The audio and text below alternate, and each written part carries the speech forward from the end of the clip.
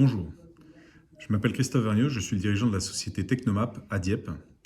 Alors Technomap, c'est une PME technologique historiquement dans le marché de l'auto. Nous sommes spécialisés en conception d'architecture électrique, en fabrication de faisceaux, prototypes et petites séries, et leur intégration mécanique dans les véhicules euh, ou tout autre engin de mobilité. Alors, forcément, la période actuelle est difficile pour nous. Le monde de l'automobile est dans une situation délicate. Et par-dessus cela, s'est ajoutée la crise du Covid, qui nous a effectivement arrêtés pendant 3 semaines, au mois de mars, au début du confinement.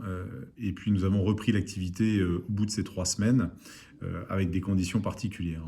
Pour pouvoir gérer cette situation, il a fallu qu'on s'adapte.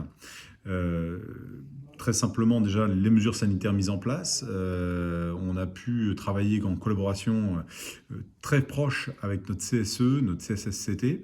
Nos salariés ont eu plein de bonnes initiatives et de bonnes intentions pour effectivement qu'on puisse trouver toutes les astuces pour travailler en sécurité, ce qui nous a permis de reprendre finalement début avril notre activité. Bien sûr, on a eu recours au télétravail. Ça a accéléré sa mise en place, même si c'était déjà d'actualité au sein de notre bureau d'études. Ça a permis de l'intensifier et surtout de construire les méthodologies de travail pour pouvoir suivre le télétravail et que personne ne se sente ni lésé ni abandonné, tout en étant effectif et puis efficace. Bien sûr, on a eu recours à l'activité partielle, notamment pour les ateliers, et c'est encore le cas aujourd'hui. Ça, c'est une grande chance que l'on a pu avoir de pouvoir bénéficier de cette activité partielle, même si d'un point de vue du moral, c'est pas forcément ce qui est le plus efficace, mais c'est quand même un point de sauvegarde pour l'entreprise qui est important. Et puis aussi recours au PGE, comme de nombreuses sociétés, pour pouvoir assurer notre trésorerie et voir l'avenir, et pouvoir en tout cas prévoir l'avenir. Bien sûr, c'est difficile à vivre pour tout le monde. Tous les salariés en souffrent, évidemment. Euh, mais malgré tout, dans cette période délicate, on s'est appuyé principalement pour pouvoir faire face à cela sur nos partenaires historiques, à commencer par nos clients et nos fournisseurs. Très simplement, nos clients, on a eu l'occasion de pouvoir faire un test grandeur nature durant cette période d'arrêt sur de nouvelles activités, puisqu'on a pu accompagner un de nos clients constructeurs sur la fabrication de respirateurs artificiels, ce qui nous permettait de sortir un petit peu nos applications habituelles. Avec nos fournisseurs également, parce que cette période nous a permis de nous rapprocher d'eux, leur signifier qu'on était toujours là et qu'on avait toujours besoin d'eux, qu'on avait des commandes à passer, très simplement, pour pouvoir répondre à quelques offres. Et puis en même temps, de réfléchir ensemble un petit peu à ce qu'on pouvait imaginer pour la suite. Pas qu'une question de tarif, bien entendu, mais plutôt de prestations, de niveau comment j'allais dire, technique par rapport à ce qu'on pouvait prévoir de l'avenir. On avait du temps devant nous pour pouvoir y réfléchir, c'était la bonne occasion de le faire. Et puis, bien entendu, nos parties prenantes historiques, donc les banques, à commencer par eux, la BPI, qui nous a été d'un très grand secours durant cette période, notamment sur la partie transmission d'informations, accompagnement. C'était vraiment efficace.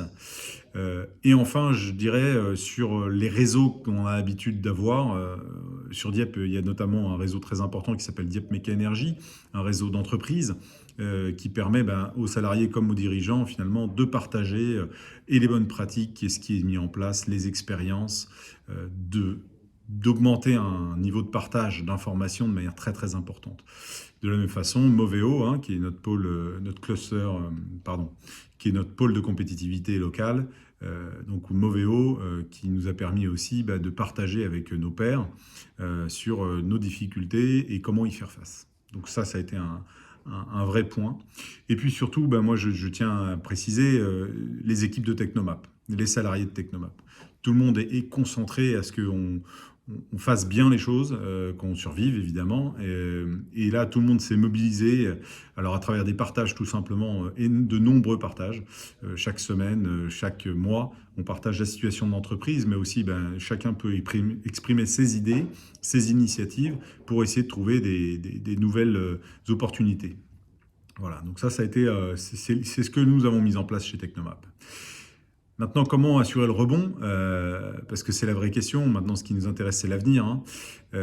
Très simplement, on pense que il faut que nous prenions le temps de se réinventer. Cette pause, finalement, sur cette année 2020, c'est la grande leçon, c'est qu'on a pu réfléchir à ce qu'on était en train de faire pour se réinventer, revoir notre business model, sachant que de toute façon, le monde d'après sera forcément plus collectif. En tout cas, j'y aspire et nous faisons ce qu'il faut pour que ce soit le cas à travers des partenariats avec d'autres PME avec lesquels nous pouvons travailler. C'est efficace et on va très très prochainement pouvoir annoncer effectivement des nouveaux produits, des nouveaux services, des nouvelles prestations plus complètes et plus adaptées au monde d'après.